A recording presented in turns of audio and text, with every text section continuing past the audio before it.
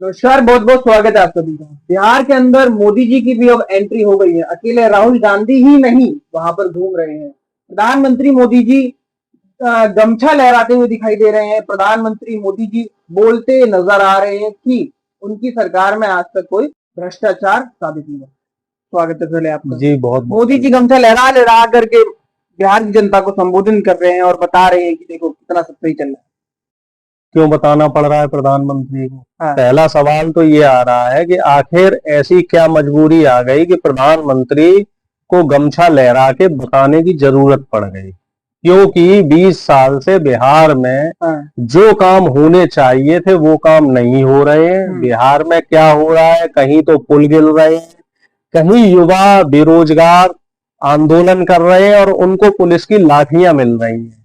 और अब तो इन्होंने लोकतंत्र को तार तार करने के लिए, लोकतंत्र का बिल्कुल खुलेआम चीर हरण करने के लिए SIR करके एक वोट चोरी का नया तरीका निकाल लिया है। और इस वोट चोरी के तरीके से लोकतंत्र की हत्या हो रही है। तकरीबन जो बुद्धिजीवी लोग हैं वो ये कह रहे हैं कि 1.25 करोड़ के आसपास वोटों का यहाँ पे चोरी हो रही है। बढ़ता जा रहा है, 65 लाख, फिर 85, फिर 1 करोड़, अब 1.25 करोड़। आपको क्या तकलीफ है? बढ़ते ही जा रहे हैं। आप क्यों परेशान है? हम परेशान नहीं, आपके नंबर बढ़ते जा रहे हैं। आप क्यों परेशान है? अब लिस्ट के अंदर जिन लोगों को नाम कटा था, अब उनका नाम चढ़ चुका है और काफी लोगों का ये बताया जा रहा है कि हाँ, इनका नाम चढ़ना चाहिए। सबका नाम चढ़ना चाहिए। गई थी। आप ही जैसे एक वरिष्ठ पत्रकार है, उनका साफ तौर पे कहना यह है कि जब इस देश में 142 करोड़ आधार कार्ड हैं और किसी भी आधार कार्ड पे मकान नंबर 0 नहीं, तो वोटर आईडी पे मकान नंबर 0 कैसे हो गया? क्योंकि जब भी कोई वोटर आईडी बनता है तो उसमें या तो बिजली का बिल लगता है, या मकान की रजिस्ट्री के कागज लगते हैं, या आधार कार्ड लगता है, या ड्राइविंग लाइसेंस लगता है। और ये चारों दस्तावेज ऐसे हैं जिनमें कहीं भी मकान नंबर आपको 0 नहीं मिलेगा। तो आखिर वोटर आईडी कार्ड में मकान नंबर 0 कैसे हो गया? और एक पते पे 100, 200, 250, 300 वोट कैसे आ गए? तो और दूसरी बात सुनिए कि तकलीफ होनी चाहिए चुनाव आयोग को, लेकिन मुख्य बात देखिए, मजे की बात देखिए और दुख की भी बात देखिए, तकलीफ किसे हो रही है? बीजेपी को।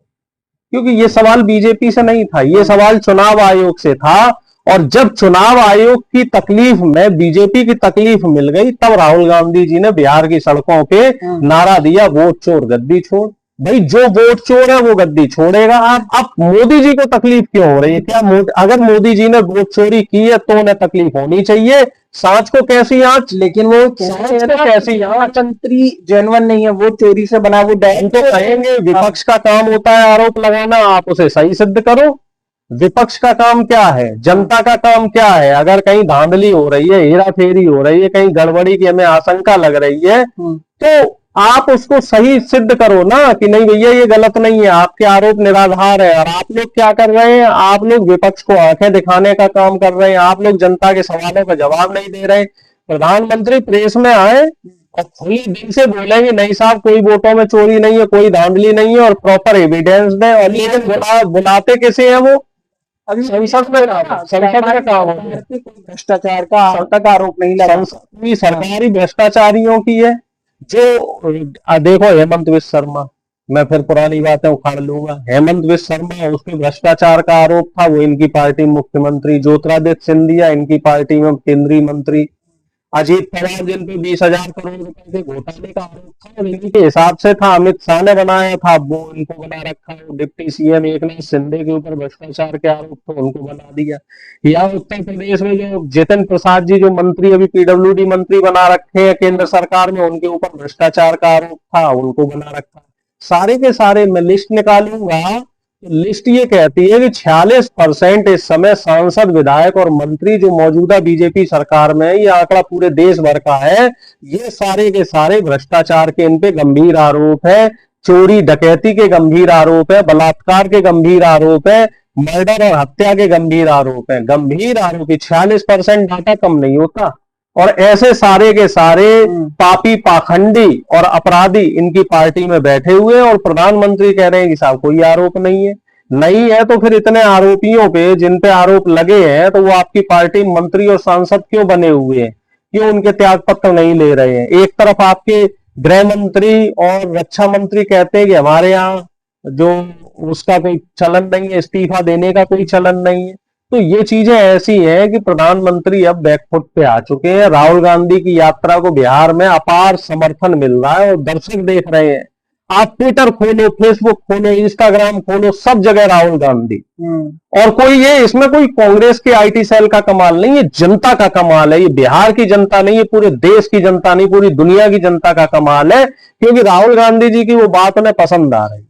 राहुल गांधी जी सड़क पे हैं और जेन्युइन बात है भाई, वाजिब बात है कि आप कुत्तों के लिए तो शेल्टर बना रहे हैं, लेकिन जो वोट चोरी जैसे गंभीर आरोप है उसका संज्ञान नहीं ले रहे हैं।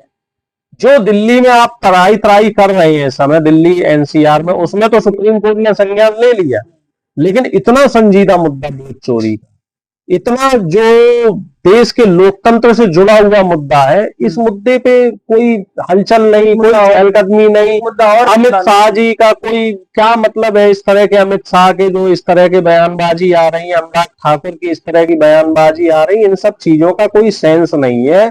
बीजेपी आईटी सेल जो बिहार में दुष्प्रचार करने की कोशिश कर रही है, जो बिहार में वो लोग फेक न्यूज चला रहे हैं, तो उन फेक न्यूज का भांडाफोड़ तो बिहार की जनता ही कर रही है। और तीसरी, जो इन्होंने अपनी बिहार में बी और सी टीम लगा रखी है, प्रशांत किशोर पांडे हो, चाहे ओवैसी चचा हो, चाहे चिराग पासवान हो, उनको जनता ने सिरे से नकार दिया है। राहुल गांधी की आप रैली देखिए ना, ऐसी भीड़ तो ना भूतो ना भविष्य तो कभी भीड़ ही नहीं हुई ऐसी, जिस तरीके का अपार जनसैलाब राहुल गांधी और तेजस्वी यादव के साथ। तो रिजल्ट बताएगा ये भीड़ है भी, क्योंकि बोला जा रहा है यूपी की भीड़ वहां पे पहुंच गई है, यूपी के नेता वहां जाके पहुंच रहे हैं। यूपी के बाबू क्या कर रहे हैं वहां जाके? अखिलेश का क्या काम वहां पे? बहुत बढ़िया सवाल, उनका क्या काम वहां जाके? बहुत बढ़िया सवाल भी है ना वहां पे। बहुत बढ़िया सवाल किया। प्रधानमंत्री कहाँ के हैं? फिर कह दोगे जी वो पूरे देश के हैं, है ना, प्रधानमंत्री पूरे देश के हैं। तो उनका बिहार चुनाव में क्या काम है? जब वो पूरे देश के प्रधानमंत्री अपना काम करें ना, वो चुनाव प्रचार क्यों करने गए? देश का प्रधानमंत्री अपने आप में, अरे सुन तो लीजिए, समाजवादी अपने आप में स्टालिन साहब का नाम क्यों भूल रहे? स्टालिन साहब भी तो पहुंच रहे हैं, वो भी अपने आप में पार्टी। हेमंत सोरेन जी भी पहुंच रहे हैं, वो भी अपने आप में एक पार्टी। घेराबंदी चल रही है। नहीं, घेराबंदी क्यों चल रही है? एक बात बताइए, कहीं आप मैनिपुलेट कर रहे हैं पूरी बिहार की दिमाग, जनता भोली भाली है, विपक्ष मैनिपुलेट कर रहा है, और सत्ता पक्ष जिसके पास पूरा साम दाम दंड भेद पूरी ताकत है, वो नहीं मैनिपुलेट कर पा रही है। आप ये बताइए, आपके घर में कोई प्रोग्राम होता है तो आप अपने रिश्तेदारों दोस्तों नहीं बुलाते हैं नहीं बुलाते? रिश्तेदार दोस्त है, पॉलिटिकल पार्टीज, पॉलिटिकल फ्रेंडशिप है। इंडिया गठबंधन के लोग ही तो आ रहे हैं, कोई बाहरी हमने विदेशी ताकतों को बुला रखा है कि भाई अमेरिका से कोई आया है, रूस से कोई प्रचार करने आया है। प्रधानमंत्री तो अमेरिका में ट्रंप का प्रचार करने चले जाते हैं। भैया तुम्हें क्या मतलब है? तुम जाके कह रहे हो अब की बार ट्रंप सरकार, अब की बार इसकी सरकार, अब की बार इसकी सरकार। तुम विदेश में जाके प्रचार कर सकते हो, और हम हमारे देश में अपने सहयोगी दलों को नहीं बुला सकते। अगर हमारे सहयोगी दल वहां पहुंच जाए तो इनको तकलीफ है, इनको पीड़ा है। तो तुम देश के प्रधानमंत्री हो मोदी जी, तो वहां बिहार में प्रचार क्यों कर रहे हैं? आप पार्टी विशेष के प्रधानमंत्री नहीं हो, देश के प्रधानमंत्री हो। जितनी जिम्मेदारी आपकी सत्ता पक्ष के प्रति है, उतनी जिम्मेदारी आपकी विपक्ष के प्रति भी है। जनता के लिए काम करो ना, प्रचार करना कोई प्रधानमंत्री का काम है। आप पार्टी का प्रचार कर रहे हो, आपको शर्म नहीं आती? अभी अमित शाह भी वहां पहुंच जाएंगे, अभी जेपी नड्डा भी वहां पहुंच जाएंगे। आप अपने सारा पूरा का पूरा मंत्रिमंडल, शिवराज चौहान से लेके जितने मंत्री है वो सारे के सारे बिहार में लगा दिए, और हमारे इंडिया गठबंधन के 10 नेता पहुंच गए, उसमें पेट में दर्द होने लग गया। तो ये तो गलत है। मीठा मीठा गप गप और कड़वा कड़वा थू थू, इससे कुछ फायदा मिलेगा? फायदा नुकसान के लिए राजनीति थोड़ी ही होती है। राजनीति होती है जनता के मुद्दों को उठाने के लिए। कम से कम जनता के मुद्दे तो विपक्ष उठा रहा है, और पूरी मजबूती से उठा रहा है। 5 साल पहले आपको तकलीफ थी कि राहुल गांधी सड़क पे नहीं है। 5 साल पहले आप ही लोगों को तकलीफ थी कि विपक्ष सड़क पे नहीं है, विपक्ष ट्वीट करता है। अब 5 साल से विपक्ष सड़क पे है। 3 साल पहले आप कहते थे कि चुनाव के लिए ये लोग मित्र बन जाते, गठबंधन बन जाते, चुनाव के बाद ये गठबंधन खत्म हो जाते हैं। अब गठबंधन यहाँ भी है, तब आपको तकलीफ हो रही है कि सारे गठबंधन के लोग क्यों पहुंच गए। बिहार में चुनाव है तो तमिलनाडु वाले का क्या काम, झारखंड वाले का क्या काम, यूपी वाले का क्या काम।